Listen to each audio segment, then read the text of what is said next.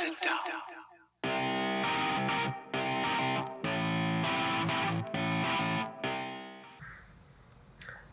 Провода, материалы и дополнительные инструменты, которые понадобятся в работе, которые даже необходимы в работе.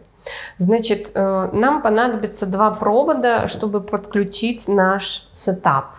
Это провод, который соединяет камеру с компьютером. С одной стороны здесь мини-USB для камеры, с другой Type-C для моего компьютера. Попытайтесь найти длинный провод.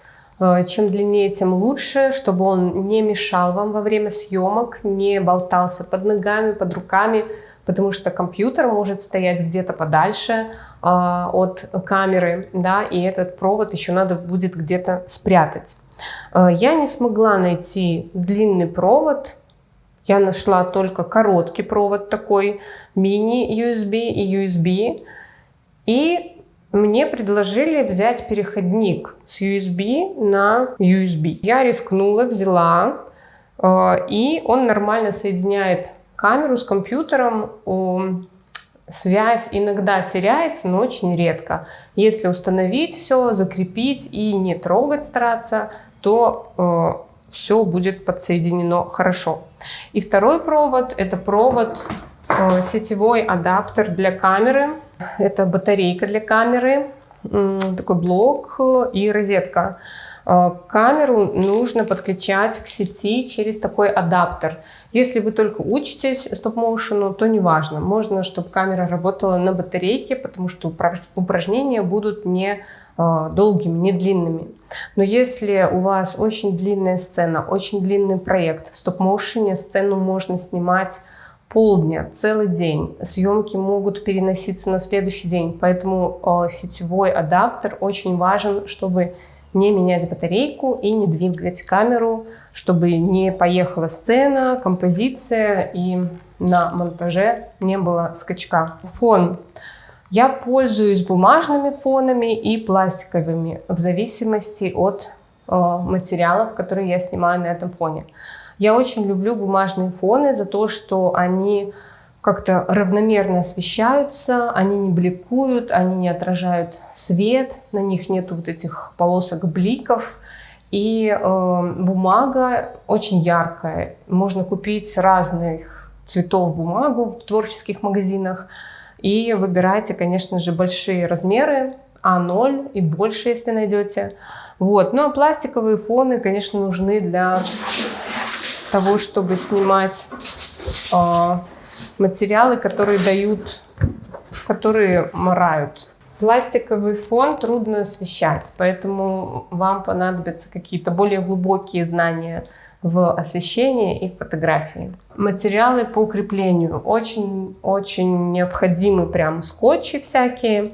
Я часто пользуюсь малярным скотчем, обычным скотчем, изолентой, чтобы крепить на скотч какой-то фон к перекладине, что еще, какие-то провода закреплять, флаги и всякое такое. В общем, скотчи.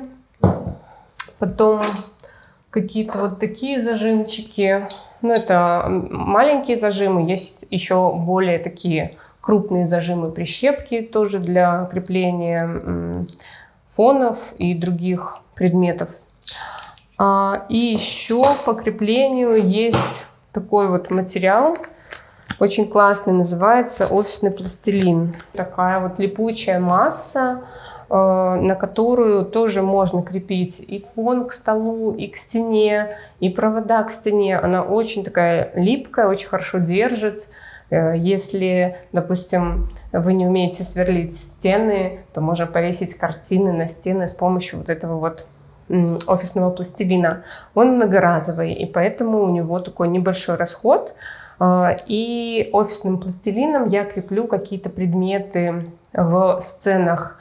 И его тоже часто использую в анимации. Допустим, в рекламе кошелечков, монетниц для Минскера я вставляла в эти кошелечки вот этот офисный пластилин. И как-то вот кошелечки держались раскрытыми, там как-то поворачивали их и крепили. В общем, повсюду был вот этот офисный пластилин. Он очень нам помог в проектах. Если я снимаю бумагу, бумажный стоп-моушен, я вырезаю очень много элементов. И вот такая доска прям необходима для вырезки. Вырезаю вот таким вот ножичком, скальпель называется. Вот, все это можно купить в творческих магазинах. Также помимо этого скальпеля у меня есть целый набор инструментов, которые я использую для лепки, с разными насадочками, с разными наконечниками, очень удобные для пластилина, для моделинга, в общем, для лепки разных форм и для сглаживания. Это раскаточная машинка для пластилина, и она мне очень помогла в одном проекте, потому что мне заказали пластилиновый эксплейнер, и на этапе подготовки я смешивала пластилин, мяла его руками целый день, и на следующий день мне очень дико болели руки, и я думала все бросить. Но я наткнулась в интернете на такую вот машинку, вот так она выглядит. Значит,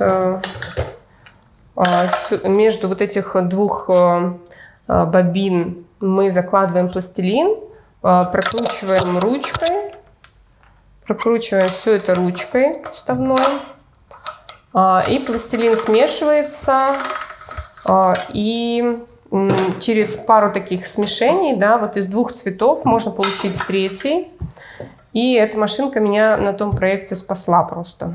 Это называется раскаточная машинка для пластики, но для пластилина она тоже подходит хорошо.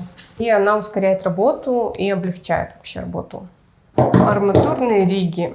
Профессиональный арматурный риг вот с такой вот платформой, очень тяжелый, он устойчивый. И для чего используются эти риги?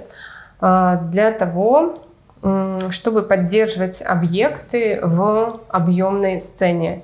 Если мы снимаем стоп-моушен не на плоскости, а в объеме, и какой-то объект, к примеру, подпрыгивает или летает, или, к примеру, это персонаж на двух ногах, но такой неустойчивый, чтобы сделать устойчивым персонажа, вот используют такие вот арматурные риги для поддержки.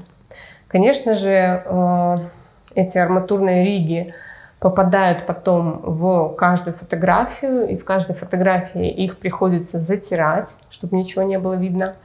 Но они очень упрощают труд в стоп-моушен анимации, поддерживают объекты, и с помощью этих ригов можно делать какие-то прикольные движения для объектов. Вот. А есть такие самодельные арматурные риги. Можно сделать самому, не тратиться. Вот это мой первый арматурный риг. Я просто скрутила две алюминиевых проволоки. Ну, конечно, такой неустойчивый, шатается. Вот. Но с этим арматурным ригом я сняла падающее перышко на голову индейца. Я очень намучилась, потому что мне приходилось настолько часто поправлять вот это перышко летящее, но я сняла. Я потратила намного больше времени, чем я потратила бы, используя профессиональный риг, но я сняла. И третий вариант арматурного рига, это, короче, вот этот вот риг мне сделал один механик, который работал в СТО, и это механик «Золотые руки». Вот он увидел профессиональный риг, я показала ему, и вот он сделал почти такой же, но сделал, смотрите, он работает на вот этих вот шарнирах, и он использовал подручные материалы, все это сварил, прикрутил, сделал и отдал. Вот, так что третий вариант – это найти механика «Золотые руки» и как-то с ним договориться, чтобы он вам делал такие вот классные вещи. Если остались вопросы, спрашивайте. На этом ролике мы заканчиваем наш большой такой курс, блог, технический блог про оборудование, инструменты для стоп-моушена. Заканчиваем. И в следующем ролике мы уже будем подключать наш сетап и начинать съемку.